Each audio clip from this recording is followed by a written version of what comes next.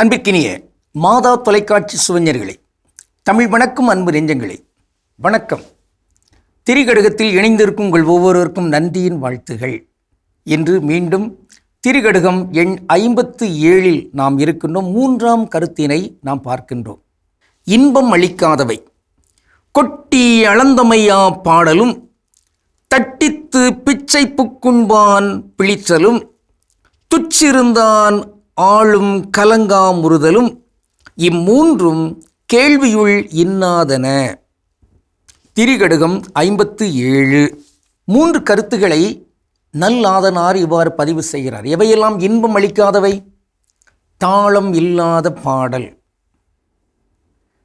பிச்சை எடுக்கின்றவருடைய அந்த குரல், அம்மா பசிக்குதே என்கிற அந்த குரல், இந்த இரண்டோடு வீட்டு உரிமையாளருடைய பாத்திரங்களை விரும்புதல், இந்த மூன்றுமே இனிமை தராதவை, இன்பம் தராதவை, இன்னாதவை என்று நாம் பார்க்கின்றோம்.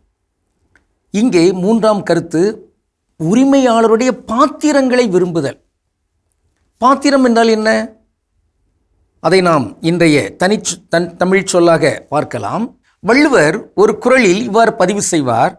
நெடுநீர் மறவி மடி துயில் நான்கும் கெடுநீரார் காமக்கலன் என்று. கலன், இந்த கலன் என்பது என்ன? அதை இந்த திரிகடுகத்திலும் அந்த சொல்லை பார்த்தோம். கலன் என்பதில் அங்கு ஒன்று அது நம்மை சுமந்து செல்கின்ற அந்த படகு தோணி போன்ற அந்த கலன்.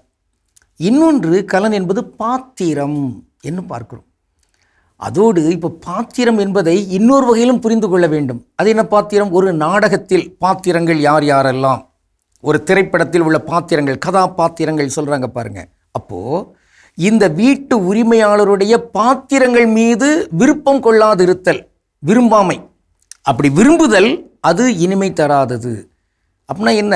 அந்த வீட்டில் இருக்கிற ஏதோ பொருட்கள் மீது விரும்புதல் என்பதும் வரும். அந்த வீட்டின் உறுப்பினர்கள் அவர்கள் மீதும் விருப்பம் கொள்ளுதல் வரும். ஆக வாடகைக்கு அங்கு இருக்கிறவர்கள் தங்களுடைய வீட்டு உரிமையாளருடைய வேறு எதன் மீதும் எவர் மீதும் அங்கு விருப்பம் கொள்ளுதலே இன்பம் தராதவை, இனிமை தராதவை. நாம் பார்க்கிறோம். பானை என்பது ஒரு பாத்திரம், ஒரு கலன். இது தழுவி ஒரு பாடல் ஒன்று வந்தது, அதை நம்ம பாடலாம். பானையிலே சோறிருந்தா பூனைகளும் சொந்தமடா, வேதனையை பங்கு வச்சா சொந்தம் இல்லே பந்தம் இல்லே, யாரை நம்பி நான் பிறந்தேன் போங்கடா போங்க, அப்படி அந்த பாட்டு வரும். ரொம்ப துயரமான பாடல், நகைச்சுவை நம்ம பார்க்குறோம். செய்தி என்னவென்றால், பானை என்பது ஒரு கலன். அதோடு இந்த பானை உள்ளிட்ட வேறு எந்த பாத்திரங்களாலும் சரி, தங்கம் பித்தளை வெள்ளி, இந்த பாத்திரங்கள் எதன் மீதுமே இங்கு ஆர்வம் கொள்கிறவராக, கவர வேண்டும் என்கிற எண்ணம் கொள்கிறவராக இருந்துவிடக்கூடாது. நாம் இருப்பது வாடகை வீடு. அந்த வாடகை வீட்டிலே அங்கு இருக்கின்ற உரிமையாளருடைய எந்த பாத்திரத்தையுமே நாம் விரும்பிவிடக்கூடாது. அதான் சொல்லுவாங்க தமிழர்கள் தொடர்பாக, ஈழத்தமிழர்கள் அந்த சிக்கல்களெல்லாம் வந்த பிறகு இங்கு தமிழர்கள் இல்லாத நாடு என்று ஒன்றும் இல்லை, ஆனால் தமிழர்களுக்கென்று ஒரு நாடு இல்லை, இதுதான் நிலை. ஆனால் தமிழர்களுக்கென்று ஒரு நாடு வர வேண்டும், வரும், கடவுளுக்கு திருவிழமான அது நடக்கட்டும். இந்த வகையிலே இங்கு இது நாம் இருக்கின்ற நாடு என்பது அது வாடகை வீடு போன்றது. இந்த வாடகை வீடு, இதிலே இந்த உலகமே ஒரு வாடகை வீடு தான், கடவுள் தந்திருக்கிற வாடகை வீடு. இந்த உலகத்தில் இருக்கிற இயற்கை வளங்கள் எல்லாமே கடவுளின் பாத்திரங்கள். அந்த கலன்களை நாம் சுரண்டலாமா என்கிற அந்த ஆர்வம் கொள்ளுதலே அது முறையற்றது. அந்த வகையில்தான் இந்த செய்யுள் இத்தகைய செய்திகளையெல்லாம் நமக்கு தந்து கொண்டிருக்கின்றது. இன்று நாம் பார்க்கின்ற ஒரு தனித்தமிழ் சொல் கலன்.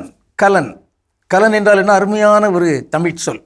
ஆக பாத்திரம் என்கிற ஒரு பொருள் இருக்கிறது. அதோடு தோணி, படகு, கப்பல், கட்டுமரம், இவை எல்லாமே கலன். அதில் நம்ம ஏறி போகலாம், அதுவும் ஒரு கலன் தான். இப்படி இந்த கலனுக்கு பாத்திரம் என்கிற அந்த தன்மையிலே தான் நாம் ஏற்கனவே பார்த்தோம்.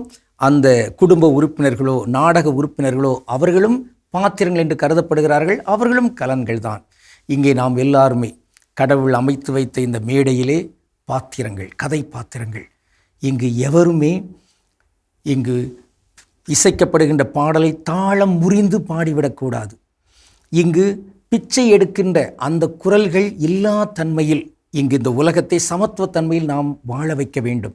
அதோடு இங்கு கடவுளுக்குரிய இந்த உரிமையான பொருட்களை நாம் சூறையாடிவிடக்கூடாது.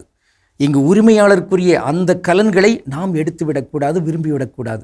இத்தகைய செய்திகளை எல்லாம் உள்ளடக்கி கொண்டு நாம் இந்த நன்னெறியாக தருகின்ற இந்த திரிகடுகத்தின் செய்திகளை ஏற்று வாழ்வதற்கு முயல்வோம். கடவுளுக்கு திருவுளமானால் மீண்டும் நாளை திரிகடுகத்தில் இணைந்து மகிழ்வோம். நன்றி, வணக்கம்.